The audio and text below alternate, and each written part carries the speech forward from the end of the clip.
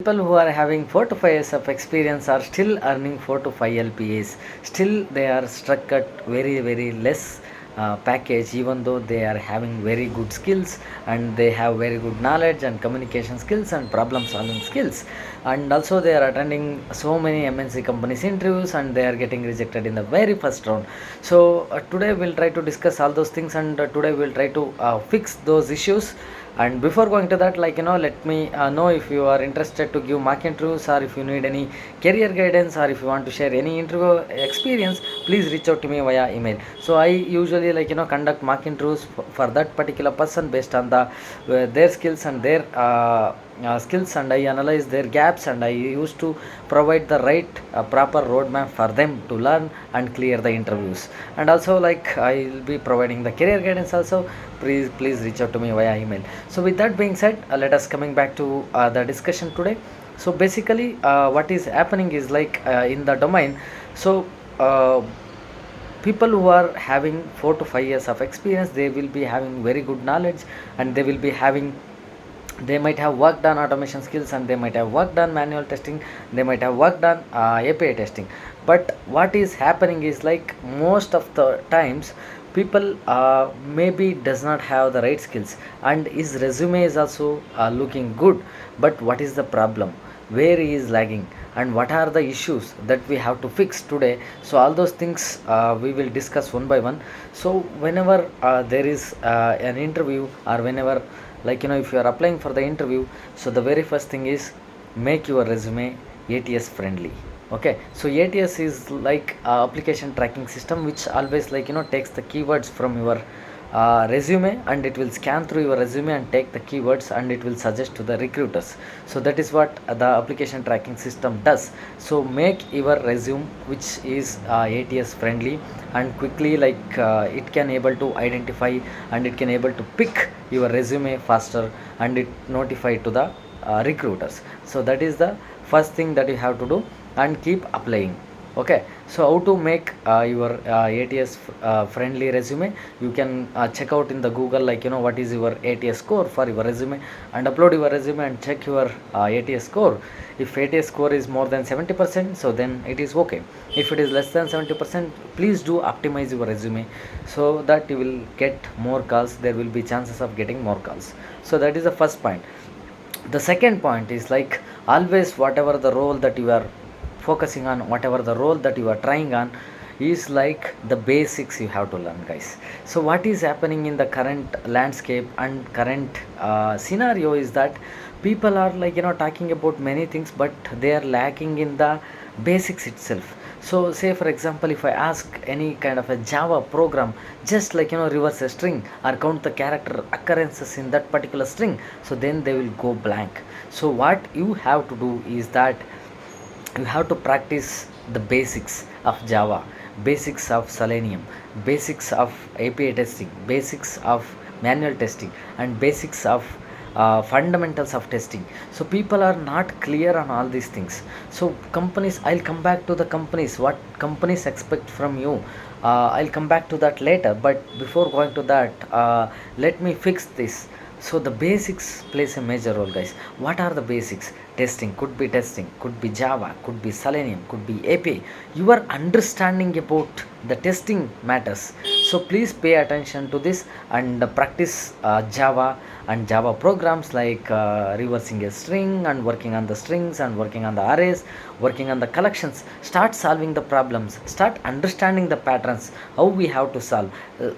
You cannot guess what questions will be asked during the interview, but if you understand the pattern, in which pattern you should be able to solve, or you need to solve the problem, then you will get to know how to solve the problems. So the basic things is, practice the basic things. Could be testing, could be API testing, could be Java, could be Selenium. All these things you have to practice. Once you are thorough with the basics, so then that is the first step. That is the second step. The first step is resume, the second step is the basics. Once the basics are clear, so then coming back to explaining your project. So this is one more place where people go wrong. People usually hesitate to tell about their project, or explaining the project. what is the flow of their project, what are all the tools and technologies they are using, what is the flow that is going, from where the test cases is going to running, how they are differentiating the test layer and the execution layer and the page layer, and where do they maintain all the necessary tools or necessary artifactories. So all those things you have to pay attention to it, and you have to collect all the details, and you have to articulate properly, and you have to practice how to explain during the interviews, and you should be very confident at the same time. So you cannot say, I mean, anyway you are already working on your project, you yourself gets your hands dirty in that particular project, then why you are not able to explain the project. So that is one more important thing. So please make sure to explain your projects, like the project overview and your role in that particular project, are the tools you used, and also very very important thing, the challenges that you have come across. That is where your real experience matters to the interviewer. That is where interviewers are more focused on, what are all the challenges that you have come across, and what are all the results, what is the efficiency gain that you have come across using the automation, or like how do you utilize the team when it comes to critical timings, when there is no time for the production deployment, how you have completed the testing. So all those things matters. So you have to collect all those details, and you have to articulate, and you have to tell it, guys.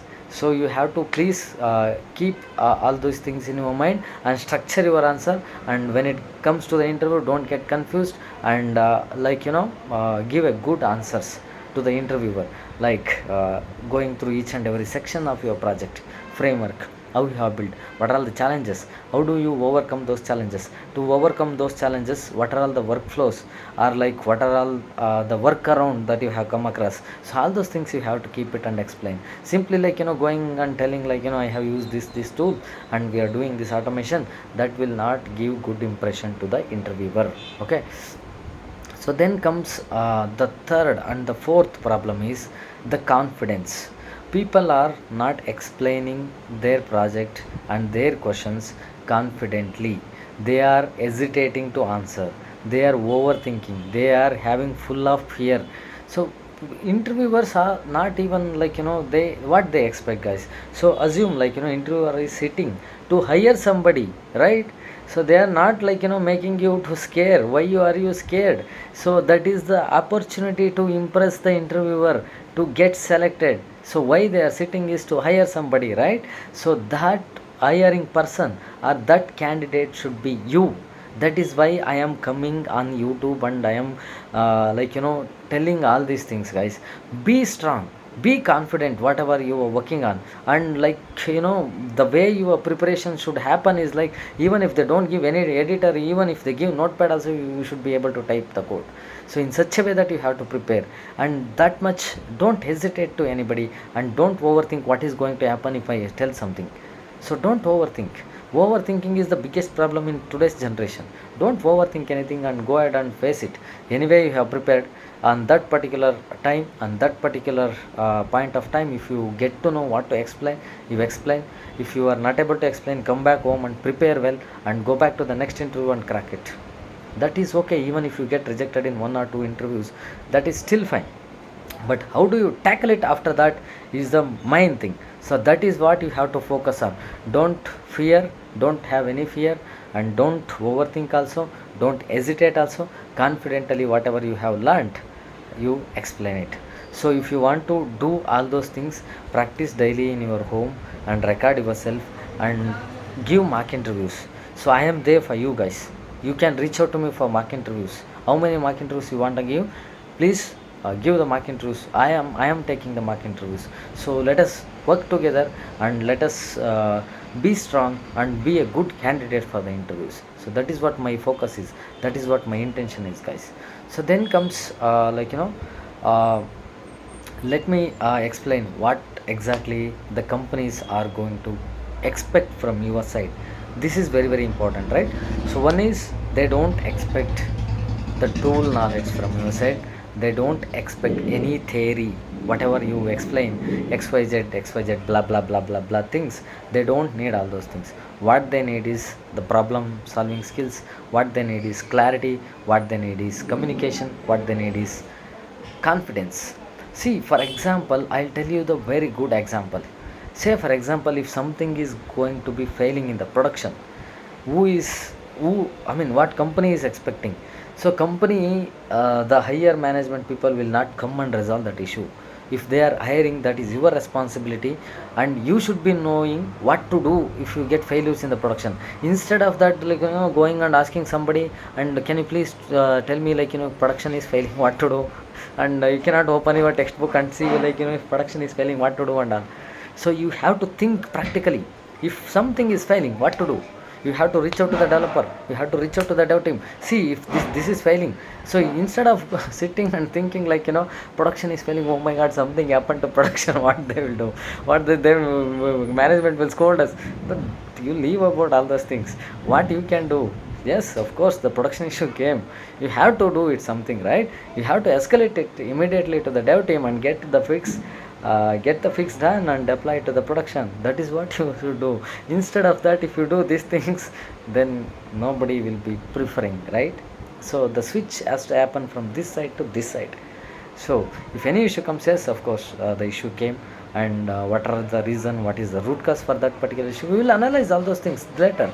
But what exactly you need to do at that particular present time, you have to get that issue fixed and getting applied to the production. That is what you have to do. That is what differentiate from the others. Okay, so if I want to, like put it in a summarized view, one is make your resume ATS friendly. The second thing is practice the basics of all testing or automation testing or API testing, whatever it is. Practice the basics and get strong hold of basics, and then explain, articulate and explain very well, and give mock interviews, explain clearly with confidence. With all these things, I think you should be able to crack the interviews, guys. I hope you will be able to crack the interviews. If you want to give any mock interviews, or if you need any career guidance, or if you want to share any interview experience, please reach out to me. With that being said, thank you so very much for watching. If you like my content, please hit the like button and subscribe to my channel, guys. Thank you so very much.